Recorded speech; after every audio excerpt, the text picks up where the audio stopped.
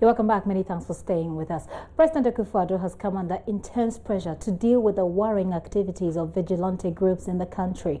The violence, forceful takeovers, seizures, and locking up of government installations have been widely condemned. Security agencies appear to have been overwhelmed by the activities of these hooligans.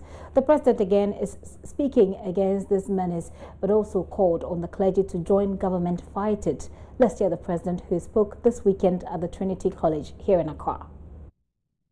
Christianity, as per the figures from the 2010 census, is practiced by 71.2% of the population. Christian theological education is of no use if it cannot be translated into a system of moral recovery and practice. I entreat you to speak out against the ills of our nation and join government's fight against them.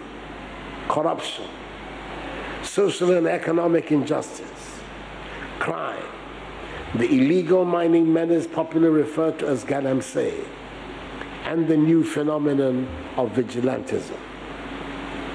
As I indicated earlier this week, in my meeting with the National House of Chiefs, I will do everything in my power to arrest this new phenomenon. I will repeat here what I told them. I will not walk the path others trod who found it convenient to turn a blind eye to the criminal misdeeds of their followers and took no action as it would displease them. I am walking another path, the path of making reality the principle of the rule of law, the idea of equality of every citizen before the law.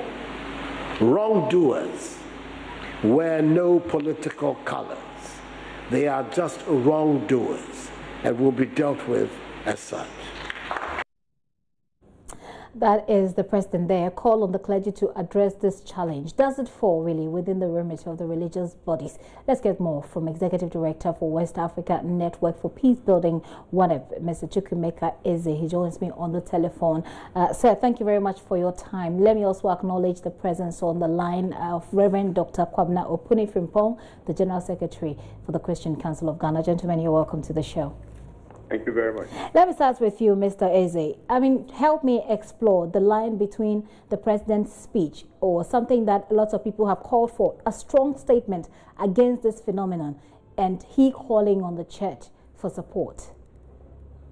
Well, I think that in everything we do, we are a region and a continent of religious people. So I think that anything we do, we call on God, and the people that normally intercede are the priests and the pastors. So I do not think that there is anything wrong with that. However, it also goes to tell us the enormity of the problem. I think that the issue of the vigilante group is something that we need to take very seriously, not just because of its immediate effects, but because also of the fact that nobody knows the direction and the dimension it is getting to, and how that can translate to other things that is even more dangerous than what we're encountering at the moment. I think it's important that the president is calling on all stakeholders, not just the priests or the pastors or the religious bodies, but all stakeholders, the families, the NGOs, the media practitioners, everybody, to look at this as a national issue. Hello? Yes. Right. Well, having said that, does it not create a sense that the president himself is overwhelmed by the situation? I mean, a lot of people have said that the president should speak. But after he spoke, people are also saying that we want more than talk. Is it that he is overwhelmed, that now he's stretching, you know, he's the commander-in-chief of the Ghana Armed Forces. He's now calling on the church, by the way. Is that a sign that he can't do it? In my opinion, my reading of the president is that he's saying that while we apply the hardcore security, which is in line with the rule of law and the extant provisions of the Constitution of Ghana, we also know that most times just hardcore security approach does not address all these kind of issues. And therefore, if he is making appeals to the religious bodies to also support, either through their preaching or through their prayers and whatever means, because they also speak to the conscience of some of the youth, not just those who are already in the vigilante group, but also as a preventive measure And I don't think that there's anything wrong with that. I don't think that translates to saying that the president is overwhelmed. I think he's just trying to use all avenues to ensure that we collectively deal with a common problem.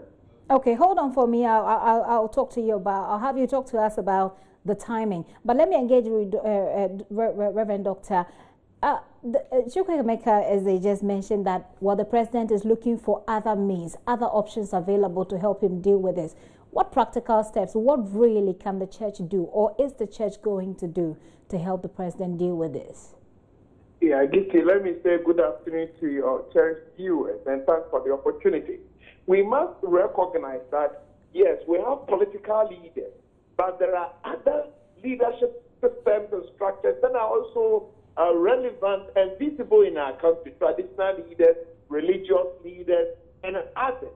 And when we have a national issue, as a nation, we need to mobilize all that we have to address them. And that is what it seems to me the president is saying, that we politics, those in government must do what they are supposed to do, but those in society, community leaders, must also be on board. What it means is that some of these people we are talking about are either in our churches, in our mosques, or their parents, or their spouses, or their relatives, people who have influence on them.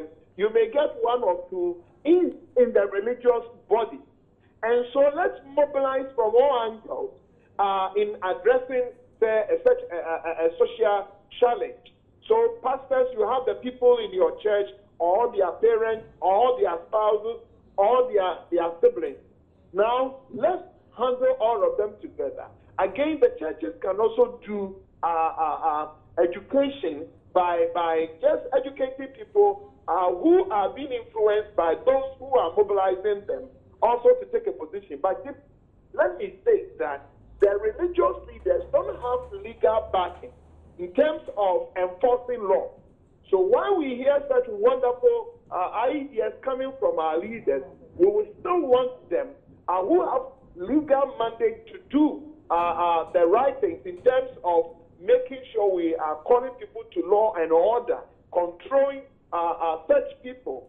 They must do what they ought to do. In that case, they should not hide behind what religious people are supposed to do. And precisely so. I wanted to find out if, as a council, you've been able to engage the presidency or engage state authorities about this, because this is obviously something that's been going on for some time. I mean, since December.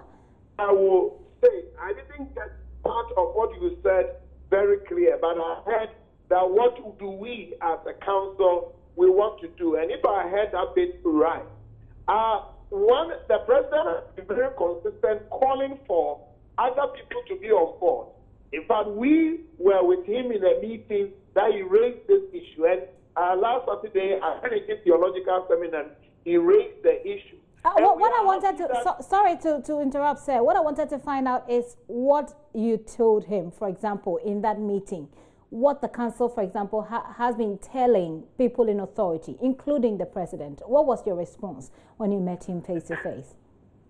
Let me give you, I may not need to be very exact here, because that's okay. When you meet people, when you meet your leaders, and they share their thoughts with you, and whatever suggestion you give, maybe it may not be very helpful. I just want to know if you did make it clear to him that, I mean, how daunting this problem is, and whether or not you are impressed with this response so far. Yes, my chief is still not just being a side. The point I'm making is we have heard this call how many times?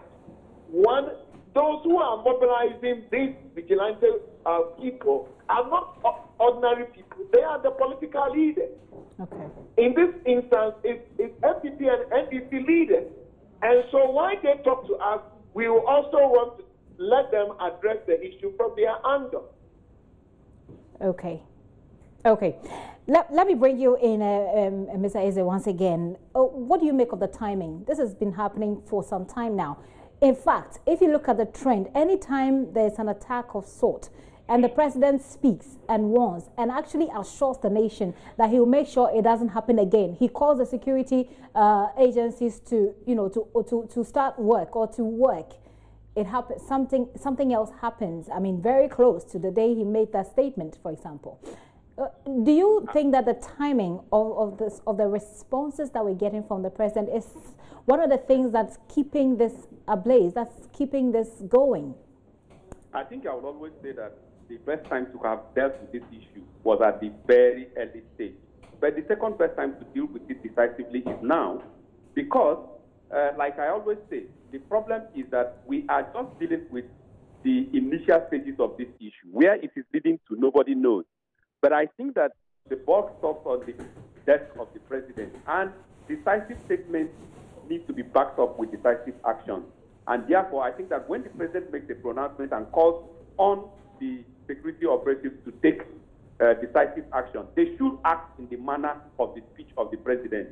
I am also aware that some of these issues will end up in the realm of political talk and rhetoric and even blame games. But I think that this is a very important issue that we need a bipartisan approach to be able to deal with. It doesn't matter whether it's the government currently on power or the government in opposition. I think it's a moment to show that everybody understands the magnitude of the problem and collectively deal with this issue rather than the blame game of who is in power or who is in opposition. My very final question, Doctor, is to find out from you if as a council you have agreed on a sort of strategy going forward from today that you'll be implementing. Is there anything like this?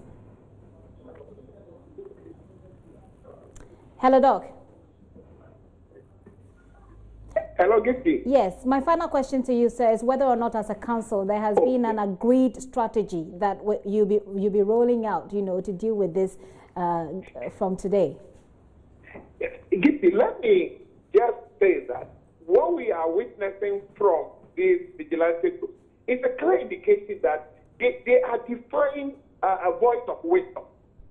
And we are, especially those who are in our churches and those who are in other religious bodies, to bring their faith to bear. And maybe this is where our pastors and our church leaders must also intensify our public education and what we do with people in church. But we must get to a point that people must respect voice of wisdom in this country.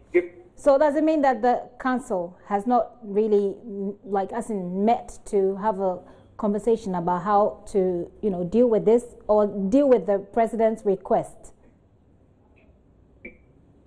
We have wrote a program already. I've been on your platform on what we call attitudinal change.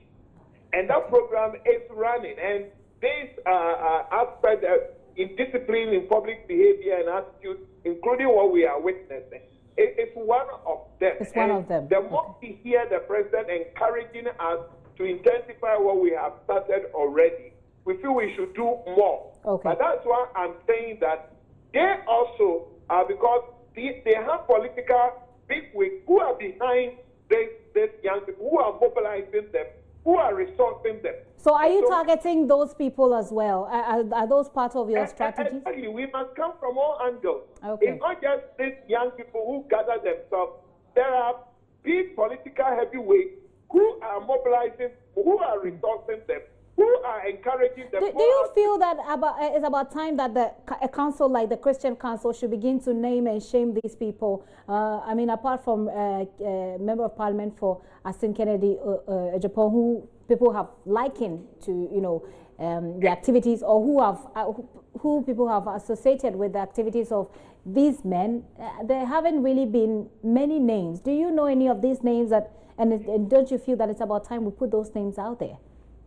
Maybe Gifty, another time we can go this direction. But for now, we would say that those who are behind the mobilization of these vigilante groups and violence that we are witnessing must accept the challenge that they are receiving for the nation. And we must hear the political parties also distancing themselves from their own heavyweights who are mobilizing these young people. They know them. Okay.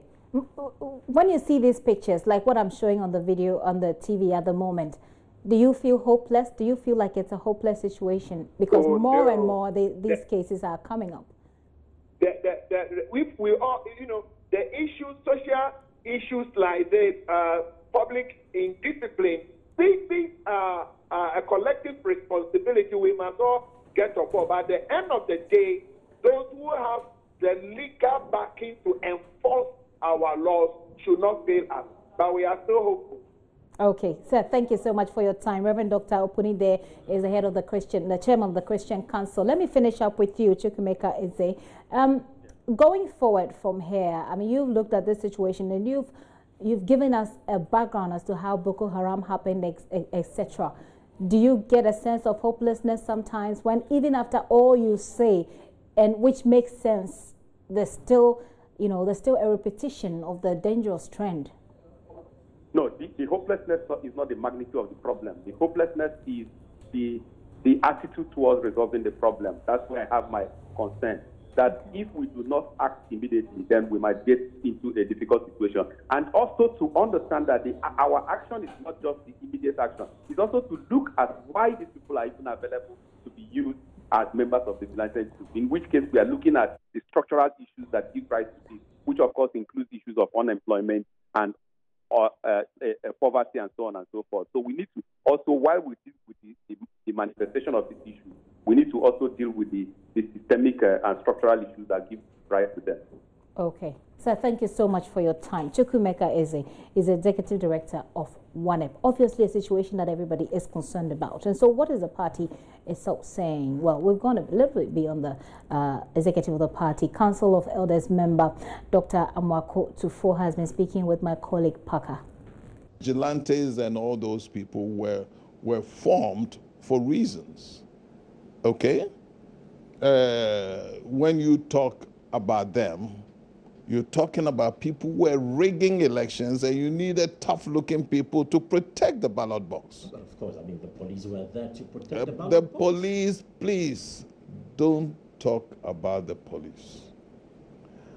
At that time, we all know few things that, with respect, utmost respect for the police, that those who were selected to do particular jobs didn't do them right. So there was need to have other people who would come in. The avenue was open. You and I couldn't protect the box. I used my head to protect the box in 2000 with J. Kofor coming. Okay? We knew how to go and protect the box. So we had a team nationwide. Things evolve politically. Things evolve. It got to a point where you don't put your academic there because he's incensed with protecting the box, so that we have a democratically elected government. Okay? Now, you have people who are stronger and cannot be easily beaten, and so it evolved into those kinds of areas. Now, to get them off track from using their energies in other areas, it's talking to them, it's finding them jobs, it's training them. If all these things are missing, they are human beings. A good person, even your police, will turn wild. Take the situation of the Galamsey. You know, certain places, it's not working. You know why? Because when the soldiers are going, I hear they are giving breakfast, no lunch, no money on them. Some of them, when they get to certain places, and you have a serious Galamsey man with fried chicken and rice, all that kind of stuff to give him. Of course, you've heard from the Council of Dr. Amwako Tufo, who is a member of the Council of Elders of the NPP. He does have some concern and has some sort of explanation as to why those men are behaving that way.